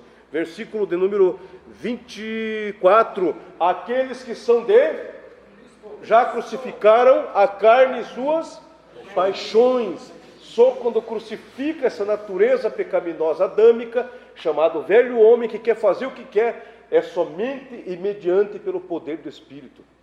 É Ele que vem e nos dá esse sentimento, esse desejo, essa vontade só de agradar a Deus. E viver como um filho seu. Né? Porque às vezes, irmãos, olha que coisa interessante. Se você quiser fazer isso para você, irmão, não sei se vai funcionar, mas acho que vai, comigo funciona. Quando eu estou em casa, por exemplo, vou usar um exemplo aqui, como foi hoje. Dobrei meu joelho e falei assim: Senhor, hoje, a partir de agora, eu vou na casa da minha cunhada e dali eu vou lá para o banco. Toma o meu pensamento, Espírito Santo. Irmãos, a gente vai numa vigilância, irmãos, e ele vem mesmo e ele... Não. E você já não. Firme. Você se mantém firme. O Espírito Santo vem. Faça esse teste com você. Espírito Santo, agora eu vou lá em tal parte. Me leve. Na hora que você vai pensar em fazer alguma coisa que não vai agradar ele, na mesma hora, irmão. Olha, você pediu para mim guiar o teu pensamento, estou guiando. Então você vai olhar nessa dimensão, irmãos. É nesse sentido que Paulo está falando. Quando crucificamos a nossa carne, né? E vivemos dessa dimensão aqui do Espírito, e também andamos nessa dimensão do Espírito, porque é quando saímos das 4 paredes que o negócio fica estreito, né? Mas é Ele que nos acompanha, irmãos, aonde nós vamos, em qualquer lugar, em qualquer circunstância, Ele está conosco. Eu quero falar aqui também numa questão aqui, irmãos, da pessoa do Espírito Santo, provando aqui a sua deidade, ou seja, a sua divindade, com igual ao Pai, com igual ao Filho. Vamos lá. Vamos ver então aqui os atributos aqui transcendentais do Espírito Santo. Se ele é uma pessoa, logo, ele é igual a quem? O Pai e ao Espírito Santo. Em poder também. Ele não é menos, como a Testemunha de Jeová ensina, que Jesus é menos que o Pai e o Espírito Santo é simplesmente uma força ativa. Não tem nada disso, irmão. Eles são iguais aí, não só em pensamento, concordância, mas em poder, que o Pai é, o Filho e o Espírito Santo também é. Então vamos ver se ele é onipresente, então, de fato, como a Bíblia diz aí. Veja lá, Salmo 139, 7. Se o Espírito Santo, ele é onipresente, ou seja, que ele está em todos os lugares ao mesmo tempo. Isso quer dizer a palavra onipresença. 139. 7. Agora, pois, Senhor, que espero eu, a minha esperança está em ti. 139, 7? Ah, 139. Salmo 139, 7. Para onde me irei do teu Espírito, ou para onde fugirei da tua paz? Aí, ó. Viu? Para onde? O salmista está dizendo aí, para onde eu vou?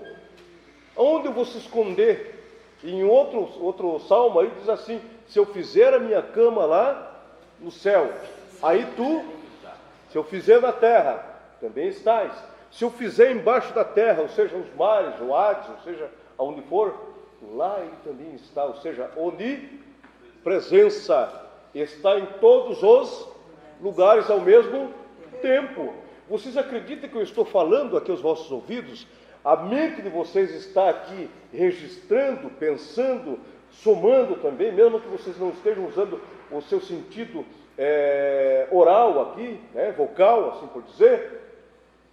Deus, ele está sabendo ao mesmo tempo o pensamento dessa classe de aula, está ouvindo ao mesmo tempo a voz desse que vos fala, e está ouvindo nos 6 continentes tudo que está sendo pensado e falado.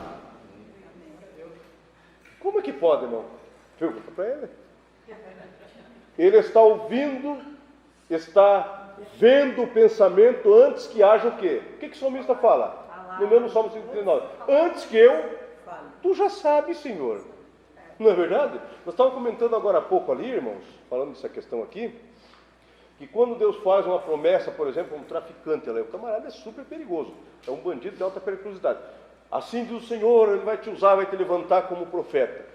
Aí, muitas vezes, nós, com a ótica humana, né, olhamos, não, você acha que não tem condições mesmo. Acho que foi o alvo foi errado, acho. A profecia foi no endereço errado. Irmãos, Deus não está vendo como nós vemos. O profeta Samuel aprendeu uma lição sobre isso. Nós estamos vendo o camarada agora, aqui, agora, no presente. Deus já está vendo o quê?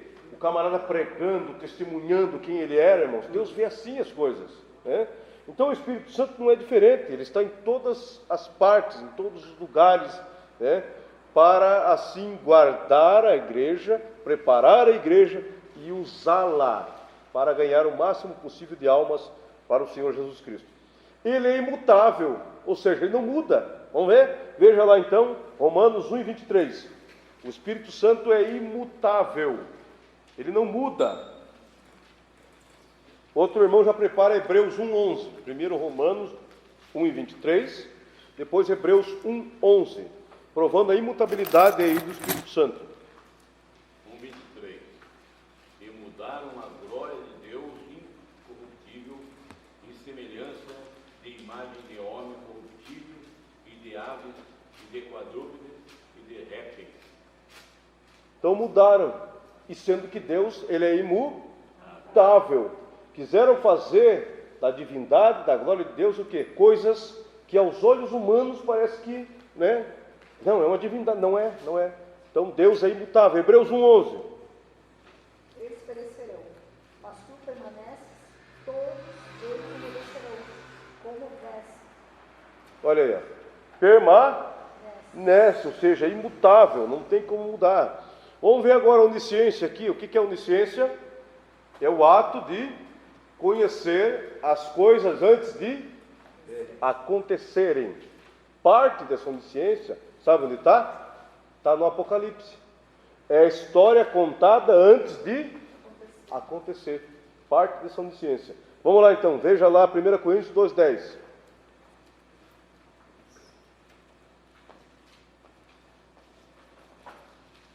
1 Coríntios. Mas Deus nos revelou pelo Espírito, porque o Espírito a todas as coisas perscruta, até mesmo as profundezas de Deus.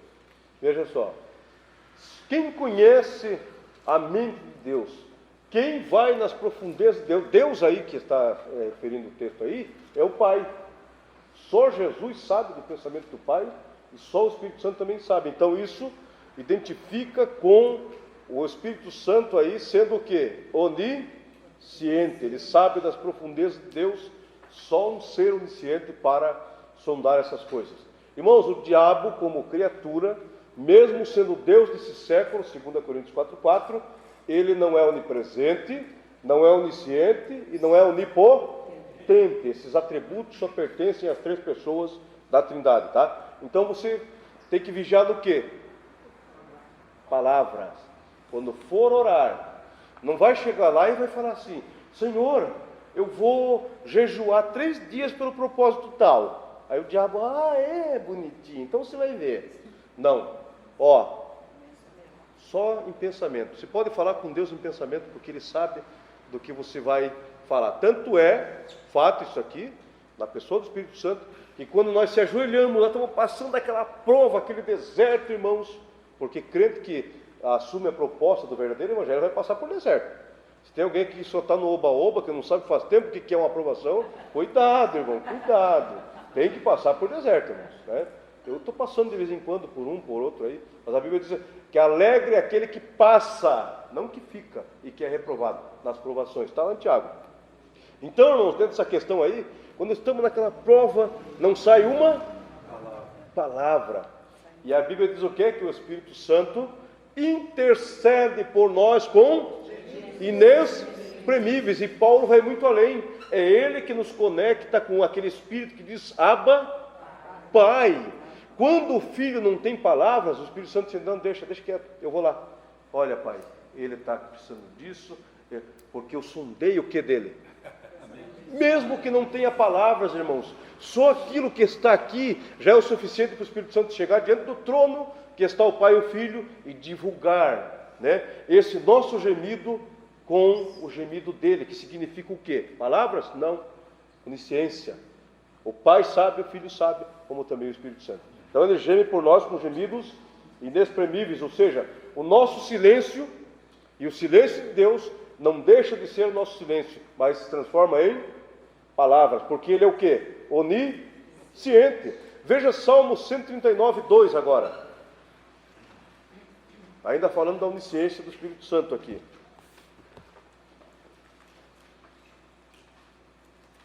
Sabes quando me sento e quando me levanto. De longe percebes os meus pensamentos. Viu, irmãos? Antes que você chegasse aqui nessa sala de aula e sentasse aqui, ele já viu. Lá na tua casa, quando você se deslocou para cá, ele já estava vendo, né? O Satanás que estava no caminho lá, ele já sai fora, cai fora, sai. Meu servo vai lá estudar lá a palavra. Sai. Deixa ele lá, ele vai em paz. Claro que nem sempre é assim, né, irmãos? Sempre a gente encontra um Satanás aí pelo caminho. Mas no nome de Jesus ele tem que sair, irmão. Tem que sair. Sai. Né? Veja o 11 agora do Salmo 139 aí. 11. Se disser de certo que as trevas me encobrirão, então a noite será luz à roda de mim. 13. Nem ainda as trevas me escondem de ti, mas a noite resplandece como o dia. As trevas e a luz são para ti a mesma coisa. Olha aí. Então, irmãos, ele é onisciente aqui, sabendo de todas as coisas. Agora eu vou fazer uma emenda aqui, nessa questão. Veja só. Se Deus, ele enxerga, através dessa ótica onisciente aqui, uma formiga preta, numa pedra preta, numa noite sem lua, ou seja, numa noite escura, ele não enxerga a tua provação, meu querido, ele não enxerga a tua necessidade. É claro que ele enxerga, irmão. Deus é poderoso para fazer aquilo que, muito mais aquilo que a gente pensa que ele pode fazer. Esse Deus que nós servimos, né? Vamos lá na outra questão aqui. Estou falando de atributos aqui transcendentais, ou seja, que só pertence ao Pai, ao Filho e ao Espírito Santo. Onipotência é o quê? É o ato de fazer o que quer. Foi isso que o diabo tentou que Jesus utilizasse ali. Se tu és filho de Deus, ou seja, ele sabia que Jesus era o quê? Filho. Foi a primeira identificação, não foi? Agora, segundo, se tu és filho de Deus, ele sabia que Jesus era. Transforma. Ele tentou, irmãos, até Jesus estava sozinho ali, por isso que eu falei agora, né? Aqui não é nada, sozinho, lá fora que o negócio pega. Jesus estava sozinho, estava com fome, depois de um jejum de 40 dias e 40 noites, né? Estava no deserto, mas quem que levou Jesus para lá? Foi o Espírito Santo. Ele se responsabiliza por você, viu? Você não está sozinho nesse deserto, não. E nunca entrar no deserto sozinho. E em quarto lugar, ele tentou deixar Jesus em dúvida, irmãos, confuso. Quem jejua aqui sabe que naquele momento já de tempo em jejum, a mente já começa a ficar meio que... Quem jejua aqui sabe o que eu estou falando, né? Aí, tu é filho de Deus mesmo? Jesus olha, como Jesus veio e já estava registrado que ele seria vencedor em tudo. Venceu a limitação humana, venceu a morte, venceu o diabo e seu reino. Através de quem? Espírito Santo, né? Aí Jesus olhou assim, o que ele respondeu? Nós falamos, fizemos exegese do texto, né? Nem só viverá o homem, mas da palavra que sai da boca de Deus. Ou seja, Jesus tinha poder através do que? Da onipotência, o poder de fazer o que quer, na hora que quer, sem dar conta para ninguém. De transformar, mas eu vou falar, né, aquela montanha num pão doce bem gostoso, né? O médico proibiu de comer açúcar, então não posso nem pensar nessas coisas. Pão doce bem gostoso, com aquela recheio amarelo, com aquela goiabada, né? E Jesus transformou? Não. Às vezes nem a comida, né, soa ao nosso nariz, ao nosso paladar, mas às vezes a necessidade da alma é da palavra, comida da palavra, né? Então, essa onipotência aqui faz com que Deus faça o que Ele quer. Agora eu faço uma pergunta aqui. A onipotência faz com que Deus faça o que Ele quer, mas faça na hora que nós queremos? Tem um evangelho da televisão aí que diz que não, tem que fazer. Você tem que encostar Deus na parede e não, Ele vai ter que fazer. É na hora que a gente quer. Não, não é assim. Não é. É na hora que Ele quer, né? Então veja só, veja João 3,3 lá. João 3,3. Provando a onipotência do Espírito Santo ainda. Em verdade vos digo que se alguém não nascer de novo, não pode ver o reino de Deus. Então, esse atributo aqui, onipotência, que está alinhado com esse poder de transformar uma criatura em filho de Deus. Um alcoólatra em uma pessoa agora de respeito, né? Se tem uma pessoa que pode testemunhar aqui, eu sei que tem mais, eu estou usando como exemplo porque eu estou aqui falando. Sou eu, irmãos, de uma pessoa que Jesus chegou através do Espírito Santo e fez uma libertação, uma limpeza na casa instantânea. Foi. Tem pessoas ainda que estão há anos no Evangelho, mas quando sente o cheirinho lá do cigarro, da maconha, né, da bebida, ele tem desejo, irmão, de ingerir, de consumir. Comigo foi diferente, irmãos. Deus me libertou instantaneamente. Aí perguntaram, André, você vai às vezes na roda do camarada, do maconheiro lá, você não sente desejo de fumar? Você fumava, você comia maconha, como diz alguém, né? Falei, irmão, quando Jesus liberta, ele liberta para valer, porque o Espírito Santo que tem esse poder de fazer a velha criatura num novo homem. Olha só que interessante isso. O governo comunista da União Soviética, a atual Rússia, você sabe disso, né? Quando Josué Irion foi pregar lá que quebraram as duas pernas dele, né? Por isso que eu falei aqui, receber virtude do Espírito Santo todo mundo quer. Mas para que receberam virtude ali em Atos 1? Para ser testemunhas. E sempre quando eu pergunto quem quer ser testemunha aqui, todo mundo levanta a mão, meu Deus. Aí um dia o testemunho de Jeová falou assim, eu sou testemunho de Jeová, eu falei, tem certeza? Não sabe o que quer dizer a palavra testemunha na Bíblia? Martírio, mártir, aquele que está apto para morrer pelo que crê. Aí Josué Irion foi lá na União Soviética, né, que tinha o muro oriental, aquela coisa toda, o comunismo era 100% lá, é um pouco, né, mas não é como antigamente. E quando ele está na praça pregando, está passando um soldado, era um soldado, deixa eu ver, não, era um mendigo. E o líder, representante do governo comunista, falou assim, quando estava passando o mendigo, o pastor José Irion, o governo comunista da União Soviética tem poder para colocar roupas novas naquele homem.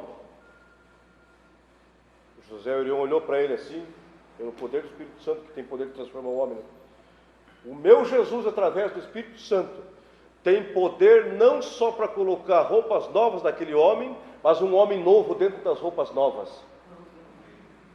Ele não muda só a parte externa, ele muda a parte interna. Porque tem muitos lugares por aí, e é até aceitável, o recurso da terra, do homem, né? Que o camarada vai se tratar lá da dependência química, né? E sai de lá bonitão, externamente falando. Passa um mês e ele cai tudo de novo. Por quê? Tem poder para o quê? Mudar a parte externa, mas a parte interna, quem tem poder é só o Espírito Santo. É só Ele que vai mudar, só Ele que vai transformar. Okay? Então José Irion respondeu e foi boa a resposta, né? O meu Jesus, através do seu Espírito, tem poder para não só colocar roupa nova naquele homem, mas para colocar um homem novo dentro daquelas roupas novas. Olha que interessante isso, né? Então, para nós fechar aqui, a questão do Espírito Santo, nesses últimos dias da Igreja do Senhor, nós estamos vivendo esses dias aí que vocês sabem, essa crise aí no Brasil e essa coisa toda, mas eu costumo dizer o seguinte, irmãos, o povo de Deus tem que se colocar, tem que se posicionar, né? Em que maneira? Indo protestar? Não, irmãos. Como eu tenho visto cristão postar, sabe o quê? Intervenção militar. Sabe o que eu coloquei lá no comentário de um, ficou bravo comigo? intervenção divina. Intervenção militar pode até ocorrer, mas a vida vai continuar a mesma, irmãos. Sem transformação, sem conversão de almas, se não houver uma o quê? Intervenção divina, espiritual. Não adianta só a intervenção do homem, irmãos. Tem que ter a intervenção divina, senão a coisa vai ficar na mesma. Então a igreja tem que se colocar, se posicionar em oração, em intercessão, para se cumprir o que é a palavra. Que nós temos que estar em súplica. Paulo falou isso por aqueles que estão lá na direção, né? Então é nessa hora, no momento de crise, e essa palavra crise, uma palavra formada com 5 letras, ela não tem no dicionário divino, a palavra crise. Ela tem no nosso dicionário. Por quê? Porque somos limitados. No de Deus, não. O povo do Egito passou tudo que passou, né? Pereceu, e o povo lá de Deus lá estava em Gósen, bem tranquilo, e eles pereceram na crise? Sim ou não? Por quê? Porque Deus sempre está guardando, conservando o povo, os seus. Eu contei aqui do cachorro ou não? Contei, né? Não contei? Tem certeza que não contei? Deus conservou o seu povo no Egito. Caiu 3 pragas, as primeiras que foram as mais leves, já falei aqui, e as 7 que vieram posteriormente foi de acabar com os egípcios. E os hebreus estavam lá em Gósen, bem tranquilo, né? Então Deus, Ele guarda os seus nas crises, não é assim? Nós dependemos de Deus, então Deus vem e nos ajuda. Eu lembro que eu morava no Iguaçu ali, e eu tinha um cachorro que era meio filho e meio pastor, um cachorro muito bonito, né? E aí, naquele bairro ali, caiu uma virose pelo ar, matou o casal de pastor daquele belga preto, coisa marinha, de um militar que tinha na esquina de casa, matou um filho da outra vizinha e começou a matar todos os cachorros ali, desde os de raça até os vira-latinha lá, começaram a morrer. Aí quando foi um dia, e eu e minha esposa não estava a par disso, quando foi um dia, daí a vizinha, uma fofoqueira que tinha lá na rua, toda rua tem uma, né? Falava mal de todo mundo, irmãos. Aí ela pegou, parou assim, minha esposa estava fazendo um serviço ali pelo portão, nosso portão era aberto assim, com frestas. Ela falou assim: Mara, está sabendo o que está acontecendo aqui na rua? Aí minha esposa: não, o que está acontecendo? Tem uma virose no ar aqui, segundo o veterinário, que está matando todos os cachorros dela. Começou a chorar. Matou até, ela tinha um dálmata, aquele cheio de pintinha, né? Matou até o meu, e começou a chorar. Eu estava lá na janela, dei uma olhadinha assim, mas eu já vi que era aquela figura, né? Alguma coisa que vem aí de negativo, né? Aí, nisso, conversou com a esposa lá e voltou. Daí minha esposa entrou: André, você não sabe o que a fulana falou? Falou que tem uma virose que matou o cachorro dela, matou o cachorro do Vidal, matou o cachorro do seu Pedro, e falou de algumas, acho que foi umas 6 pessoas ali que o cachorro morreu, os cachorros morreram, né? E ela falou que o próximo é o nosso. É sério. Falou assim: ó, já matou todo mundo aqui, o próximo vai ser de vocês. Aí minha esposa falou: vamos repreender esse mal. Eu falei: mas é para já. Só que daí me veio o Espírito Santo tremendo. Na mesma hora veio na minha lembrança aquele texto lá de Êxodo que fala que caía a praga lá nos egípcios, a água ficava em sangue, e aqui em Gósen para os hebreus normal, né? Li um trecho daquela passagem ali. Dobramos o joelho, repreendemos aquela palavra negativa, aquele olho gordo, aquele Satanás, repreendemos, né? E passou 2, 3 dias, 4 dias, 5 dias. Quando é um final de semana, ela passou assim, estava eu, a esposa, eu estava brincando com a menina no quintal. Ela falou: Mara, não deu nenhuma crise no cachorro, uma reação? Aí minha esposa: não deu crise. Não é, uma coisa está acontecendo errado. E saiu. Daí eu fiz: sai para lá, Satanás. Irmãos, o cachorro viveu alguns anos e tal, depois morreu porque já estava velhinho, o pelo estava caindo já, né? E morreu, irmãos. Olha, Deus, Ele cumpre até nos mínimos detalhes, né? Quando Ele quer separar a crise lá do mundo, dos corruptos, com a igreja dele, que Ele está o quê? Preparando para arrebatar. Irmãos, Deus abençoe. Deus fez milagres hoje nesse lugar aqui e vai continuar fazendo milagres. Ok? Está terminada essa aula em nome de Jesus.